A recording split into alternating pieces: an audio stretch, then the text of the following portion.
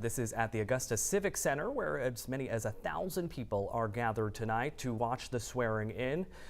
Troy Jackson is taking the stage now to lead the swearing in of Governor Mills. Let's take a listen. Actual oath. And if our notes are right, Janet Mills' grandchildren will come back on stage and hold the Bible. Please step forward. Yes.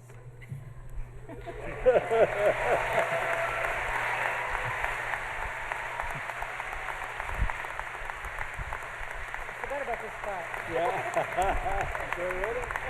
Governor Mills and Troy Jackson go way back. They do, and this is, of course, prescribed in the Constitution that the Senate President, Troy Jackson in this case, administers the oath to the governor. Wow, different grandchildren than those who led us. Governor. Well, the Pledge of Allegiance. Governor, please raise your right hand and repeat after me. I state your name.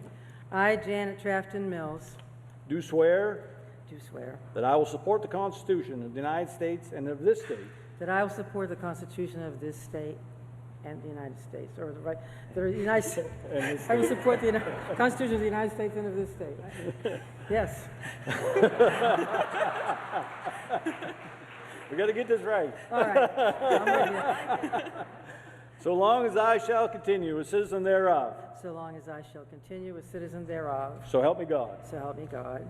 I state your name. I, Janet Trafton Mills, Do swear do swear that I will faithfully discharge that I will faithfully discharge, to the best of my abilities to the best of my abilities, the duties incumbent on me as governor of the great state of Maine, the duties incumbent on me as governor of the great state of Maine, according to the Constitution according to the Constitution and the laws of this state. and the laws of the state. So help me God. So help me God.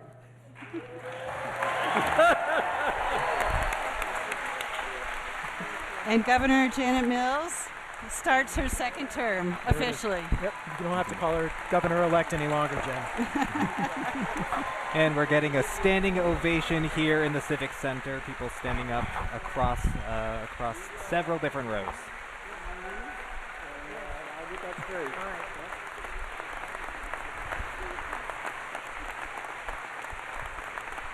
4 years ago, history that Janet Mills elected the first female governor of the state of Maine, now first woman to be reelected That's correct. as governor of the state of Maine. That's right. In a race that was expected to be close, Steve, but really was not in the end. It was not. She defeated former Republican Governor Paul LePage by more than 13 percentage points, which I don't think anybody saw coming, including Governor Mills. She felt pretty good heading into Election Day, but not that good.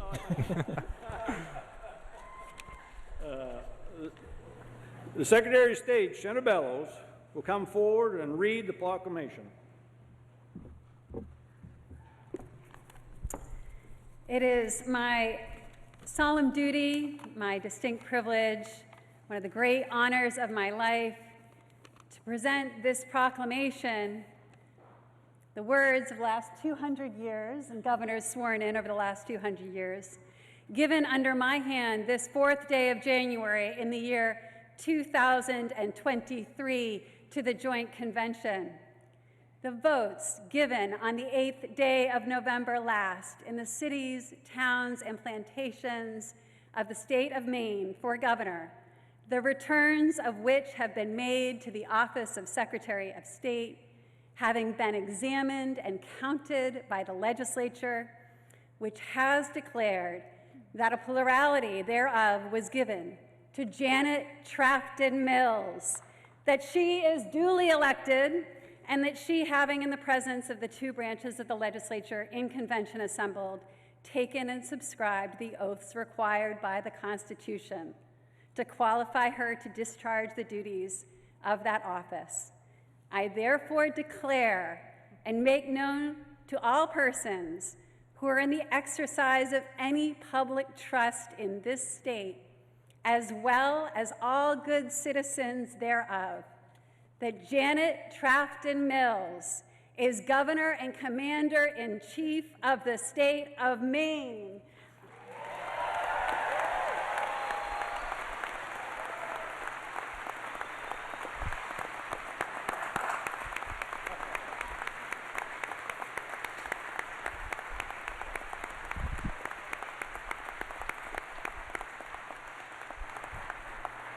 and that due obedience should be rendered to all her acts and commands as such. God save the great state of Maine.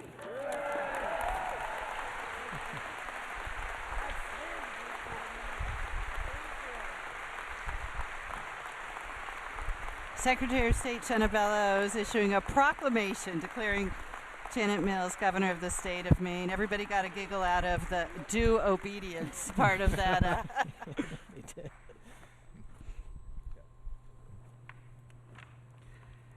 It's my privilege and honor to present the Honorable Governor of the great state of Maine, Janet Trafton Mills.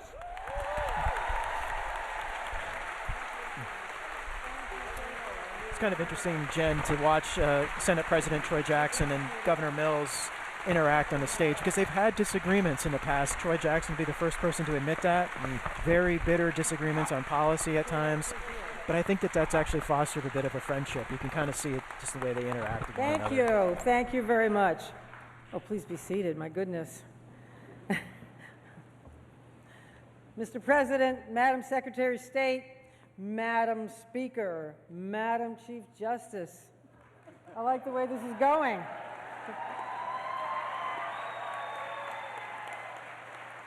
It is, and members of the 131st Maine Legislature, members of the Cabinet, Rabbi Ash, Bishop Brown, and distinguished guests, it is a profound honor and a privilege to take the oath prescribed by the Constitution and to assume again the mantle of governor of the great state of Maine.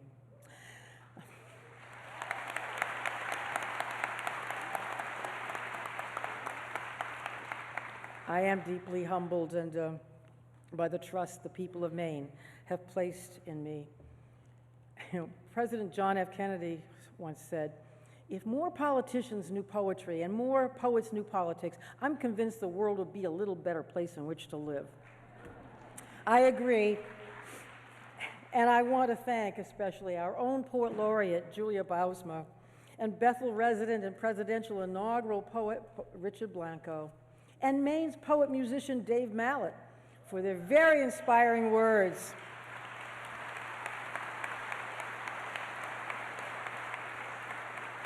Thank you to the Franklin County Fiddlers and the Sockalexis Singers and the Pacintu Choir, Pacintu Multinational Girls Choir, and including my young friends Shai and Natasha, who graced the same stage with their presence 4 years ago. Welcome back. You're more beautiful than ever.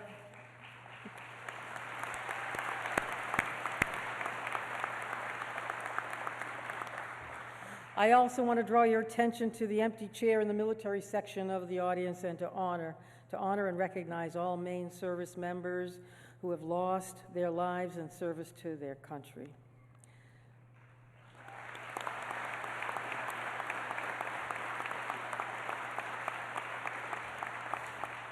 I would not be standing here today if it were not for my family as well, my brothers Peter, Paul, and David, my sister Dora, niece and nephew, my 5 daughters and 5 wonderful grandchildren, and my husband Stan, gone 8 years now, who rose every morning happily proclaiming, "The best is yet to come." Traversing this state many times over many months, I have learned more about the character of our people and the worth of our communities, what we give and what we take and what we offer to each other.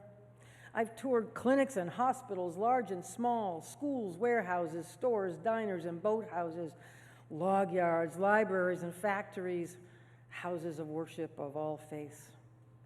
And I can report from the Can-Am at America's First Mile to Maine's first town, the 370-year-old Kittery, from Friar's Brew Pub in Bucksport to Bang's Mussels in Portland, from Robbins Lumber in Searsmont to Louisiana Pacific in Holton, from Geiger Brothers in Lewiston to New Balance, Sappi, and Maine Grains in Somerset County, from the lakes and slopes of western Maine to the University of New England, Athena Health, Jackson and Bigelow Labs, the Furlan Center in Orono, and the Rue Institute in Portland. Great things are happening in the state of Maine.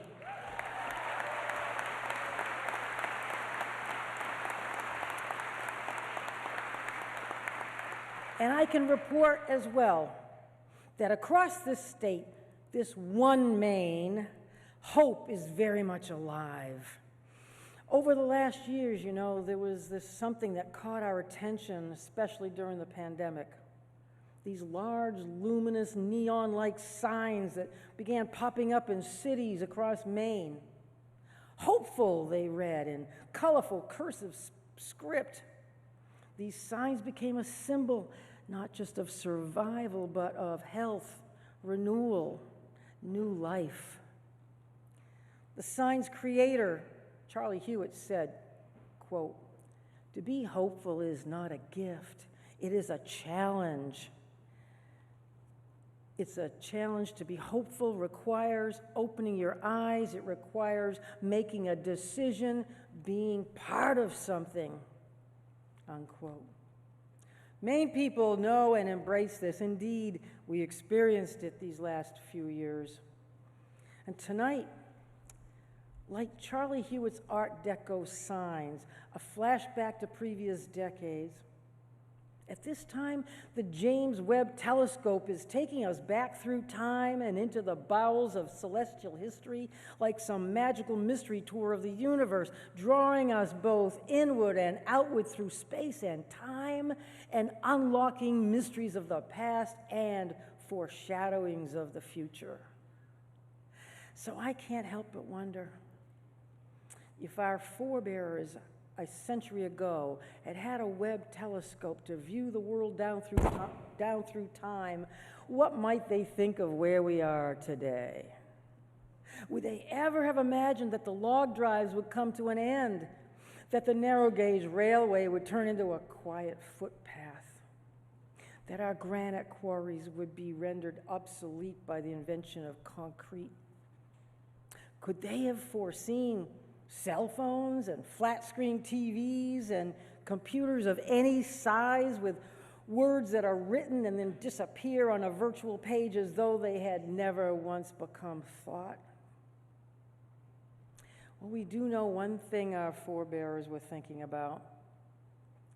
Exactly 100 years ago, Dora Bradbury Pinkham of Fort Kent, Maine, became the first woman to serve in this legislature.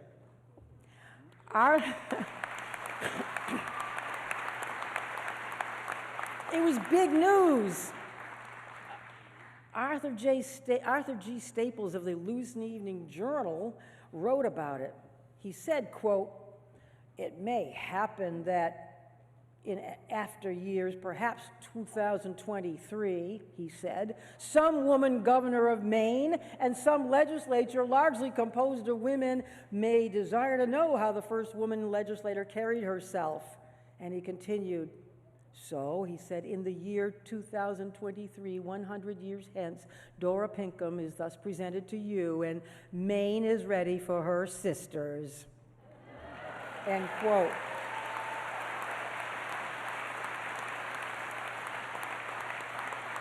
Well, Arthur Staples, here we are. I hope Dora Pinkham would be pleased to know that today, half of our congressional delegation are women, that a black woman from Portland is our Speaker of the House.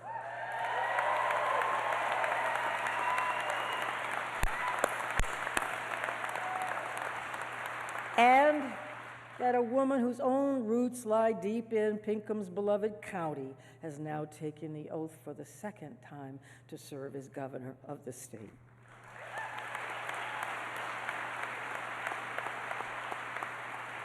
Today, a century after Dora Pinkham took the oath, our rivers no longer carry logs to sawmills. Our food comes in slick packages from around the globe. And we meet with distant friends and coworkers on a screen the size of a writing pad. But what about our descendants, those generations yet to come? What might the telescope of the future reveal to them about who we are now and where we are going? Will it be good? Will they be proud of us? Will the people of the future see how we fought disease, homelessness, crippling opioid use, and a fear of those who are different from us? Will they appreciate that for their sake and ours, we began to rid our farms and waters of the forever chemicals known as PFAS? Will they see how we promoted health and education, celebrated arts and literature, preserved our precious right to vote, and conducted free and fair elections?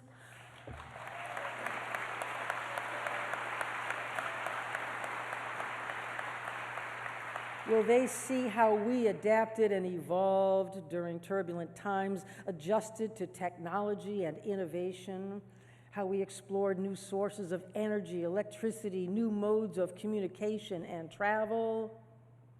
I hope so. But perhaps they'll ask other questions, probing questions as well, like, what was that daylight savings thing all about? Who the heck was Elon Musk, and what on earth was Twitter? And what were all those tall gray structures that held something called an office?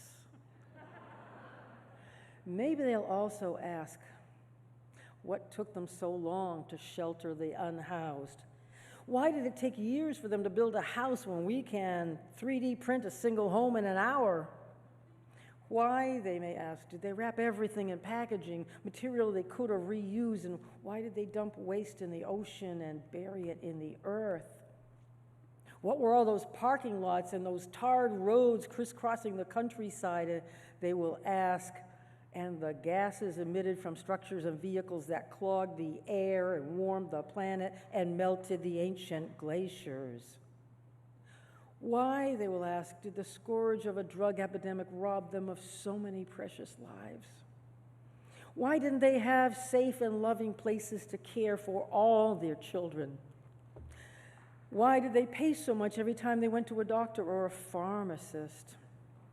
These questions, my friends, may be asked in the future, but the answers will be shaped by our actions in the coming months and years.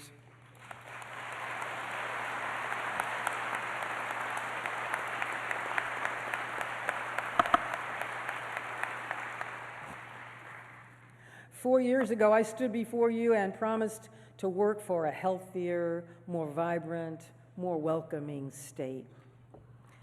Who could have known 1,463 days ago that this state, this nation, and countries across the globe would face a deadly pandemic reminiscent of the Spanish flu from 100 years ago? One that would threaten the safety of every community, business, family, and person. One that would challenge us to reinvent how we learn, work, play, travel, and communicate safely. A phenomenon that would test the very core of our character. It was during that time that I heard from thousands of you. Emails, cards, letters, notes from people sharing their thoughts and their fears, including ones from children, like 10-year-old Savannah, who wrote, quote, "Dear Governor Mills, I hope this COVID doesn't affect our hearts being isolated from one another," end quote. Well, Savannah, we learned that neither a worldwide pandemic nor any other thing will ever isolate our hearts from one another. For we are a caring people. We in Maine are family. And we have found such strength within ourselves we didn't know we had, even as Dave Mallet puts it, with our backs against the wall. And we have once now come through that horrific time better than nearly every other state in the nation.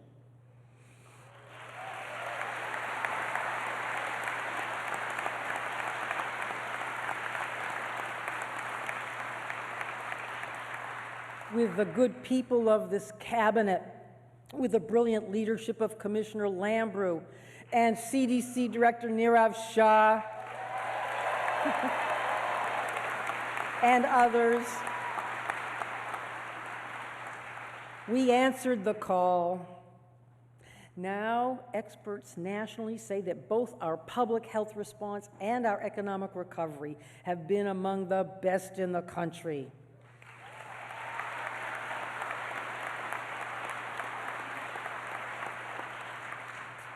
Four years ago, I committed my new administration to taking us into the future, to welcoming new people to our state and welcoming back those who have left. And so I'm pleased to report, after the decades-long exodus of young people from our state, Maine now boasts the 7th highest in-migration rate in the country.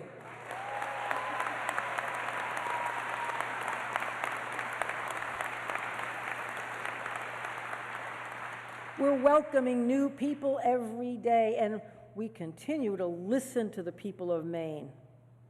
You said you wanted a government that paid teachers better, that funded public schools, schools where children would learn on full stomachs, and a government that made the dream of higher education attainable for more people. And so, we fully funded the state's share of public education for the first time in history.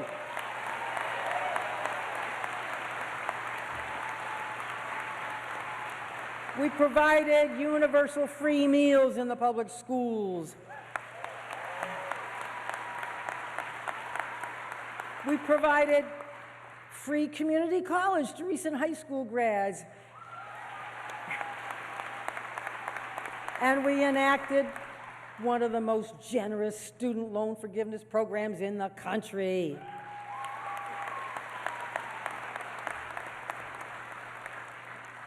You said you wanted health insurance for more people, so we expanded MaineCare to more than 100,000 people, as the voters told us to do.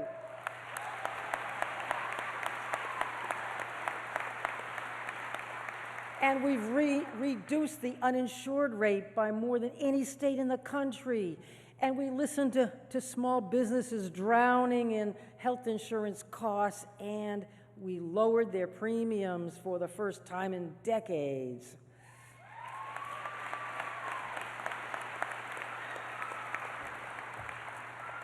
You asked us to pay attention to what UN scientists have called a red code for humanity, and the violent storms across the nation damaging homes and farms and towns and fisheries and wildlife and everything our country holds dear. So, with renewable energy, weatherization, efficiency, alternative heating sources, and a focus on resiliency, we have put Maine on a path towards carbon neutrality with a plan to protect our precious farms, shorelands, and towns from the ravages of climate change.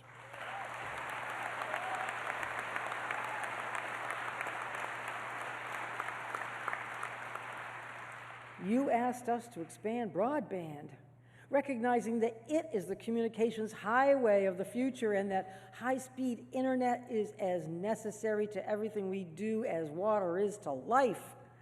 So we created the Maine Connectivity Authority, and we've connected more than 48,000 households to the internet, and I've pledged that by the end of 2024, every person in Maine who wants a good internet connection will have one.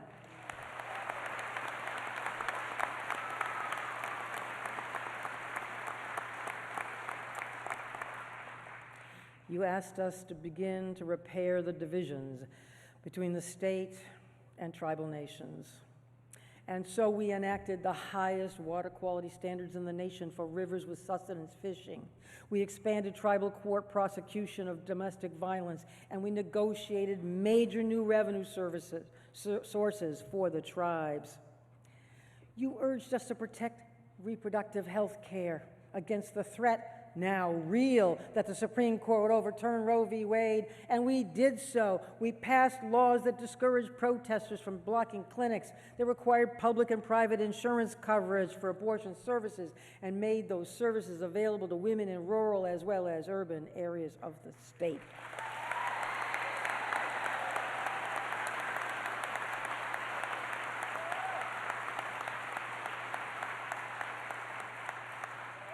You asked us then to preserve some of the special places of our state. And so, without borrowing, we reinvigorated the Land for Maine's Future program and acquired thousands of acres of working waterfront farmland and wildlife habitat for generations to enjoy in trust 100 years hence.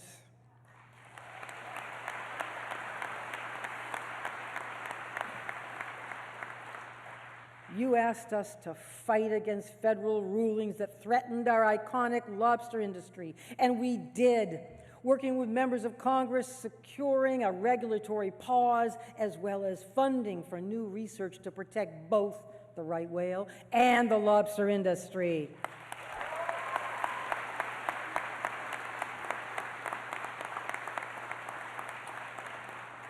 You asked us to manage our budgets prudently. And so state government has lived within its means, and we have built up the rainy day fund to a record high to shelter us from the impacts of inflation and possible recession. And we've continued to fix our highways and bridges, worn by time and use and Maine's changing seasons, without borrowing. Roads. But our job is far from finished.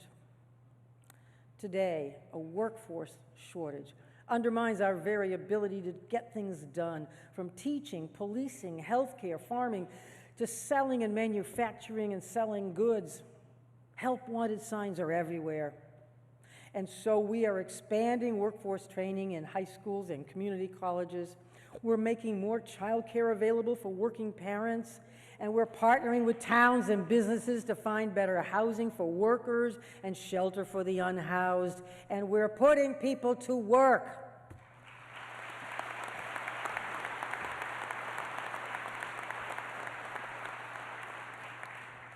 You're asking us to strengthen and diversify our economy, recognizing that we're too dependent on other states and nations and too vulnerable to the volatile winds of worldwide geopolitics. So we are investing in our fisheries, farms, and forest products to produce more at home, seizing on our spirit of independence and self-reliance while seeking new markets abroad.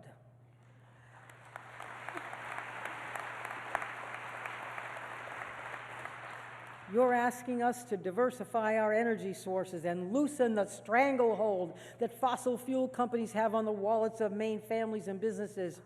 So we are pursuing renewable sources of energy that will protect both our environment and your family's bottom line instead of big oil's profits.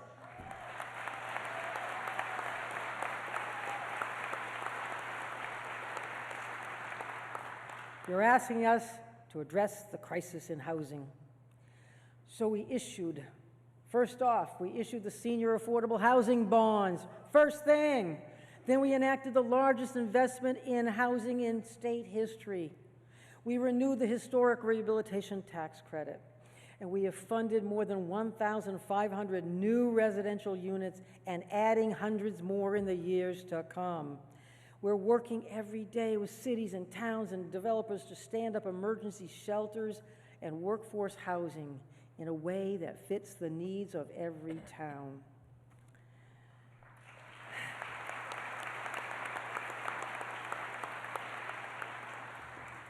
You're asking us to do our best to stop the ravages of opioid addiction and the waste of human life and human aspirations from drugs like fentanyl and methamphetamine.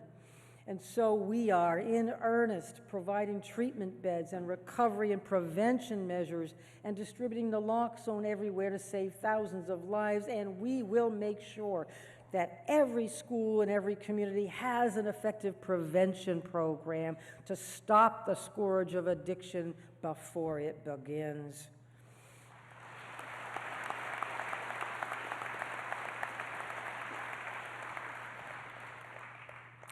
You're asking us to make sure that every child in Maine is safe, acknowledging that these same drugs that are killing adults are endangering children too. So we reactivated the Children's Cabinet, long dormant. We put more child protection workers on the street, and we're adding resources for foster families in every effort that we can to keep our children safe. But that work is never over. We cannot and shall not rest until we eradicate the scourge of child abuse and neglect, drug overdose, and domestic violence, acts and injuries and deaths that tear at the very fabric of our society.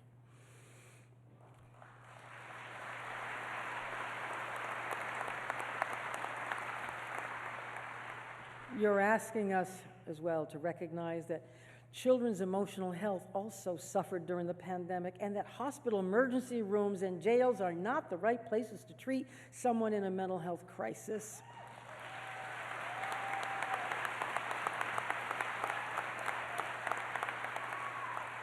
So we have opened Maine's first comprehensive crisis receiving center.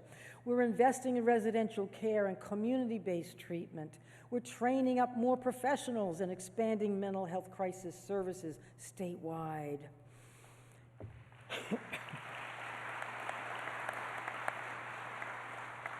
Ladies and gentlemen, over the next 4 years, it will be our challenge to address these issues head-on, to continue the march of progress we began 4 years ago, and to be prepared for the challenges not yet known to us. And in doing so, we envision a Maine as a place where quality health care is unquestioned, where good education from pre-K through graduate school is available and affordable, where good paying jobs are offered in every corner of the state, where children are safe and secure in their homes, and where anyone can go online from any place in Maine to shop, attend a class, conduct business, sell something, get medical help, or simply send a message to a friend.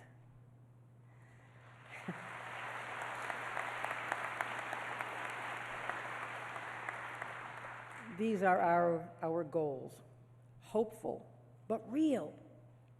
That hope is built of the hardiness of a people who endure long winters and muddy springs and hot summers and windy falls, people who endure and survive and thrive above it all. Hope is not an easy thing. It's not mere wishful thinking. It's just not just trying to do what we did yesterday in the same old way. Hope is disruptive. It is, after all, a four-letter word. It challenges and changes the way we do things, and it calls on us to advance and adapt while preserving everything we are as a people and all the values we hold dear. And more than ever before, because of everything we have been through and because of everything we are, hope resides here in Maine. Hope.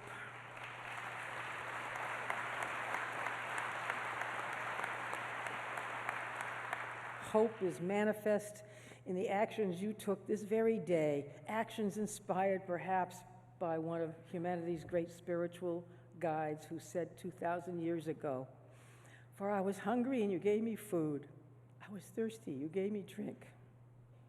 I was a stranger and you took me in, naked and you clothed me."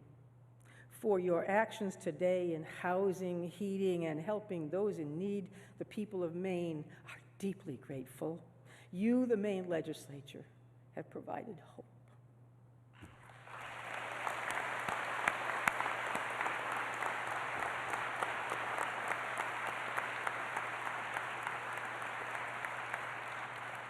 Hope is about finding new and innovative ways to solve problems, using the ingenuity and courage we rediscovered within ourselves these last few years.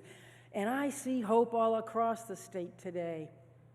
There's hope in the work of University of Maine students devising new uses for wood and ways to harness the power of the raw winds of the Atlantic and methods to build homes with bio-based materials from a giant printer.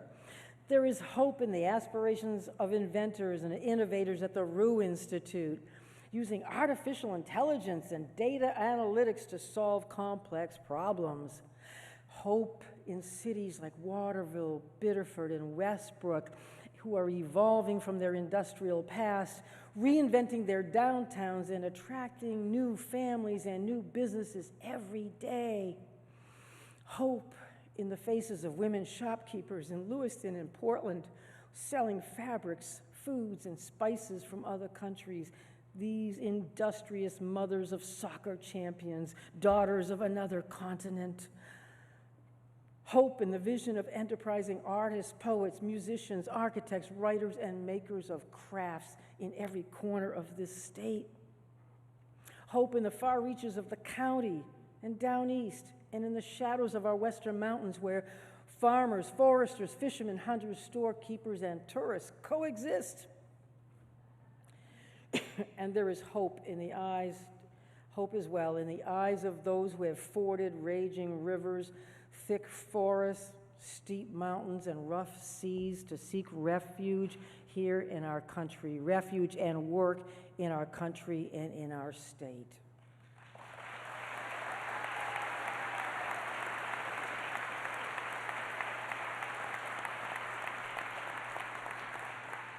There is hope for the future, just as there was hope that saw us through troubled times in the past. The charge, the responsibility we take up today is to choose action over acquiescence and apathy, to make decisions grounded in experience with an eye to the future, and always to be part of something larger than ourselves. And so on this solemn occasion, let us recommit to working together and acknowledging that health care is a human right, and we will fight to preserve it.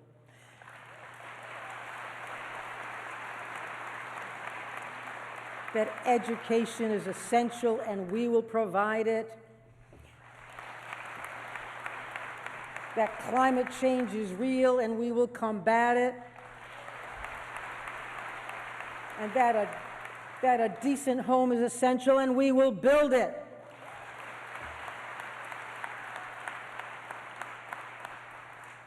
And when the people of the future look back on us through their own James Webb telescope, they will see that we worked together during difficult times and good, that we settled our differences with civility, common sense, and compassion.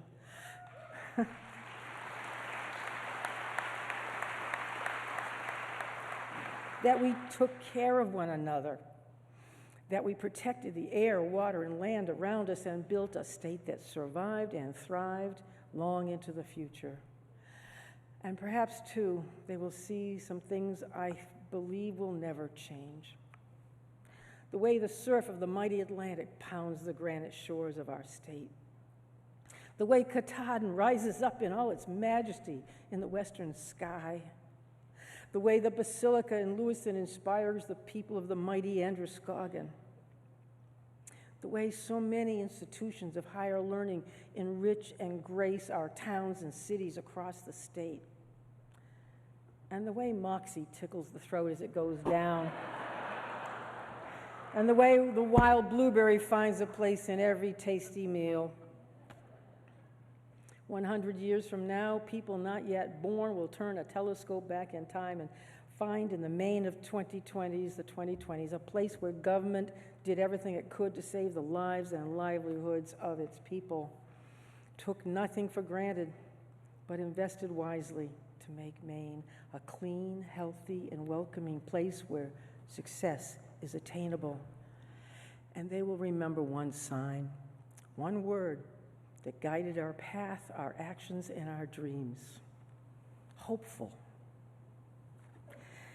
It is the highest privilege of my life to serve as your governor during hard times and good, stormy seas and calmer waters as we weather the best and the worst of times together, tackling extraordinary problems through extraordinary times alongside you, the extraordinary people of Maine. It is an honor to lead a people where everything good is possible and where we believe always deep in our hearts the best is yet to come. Thank you.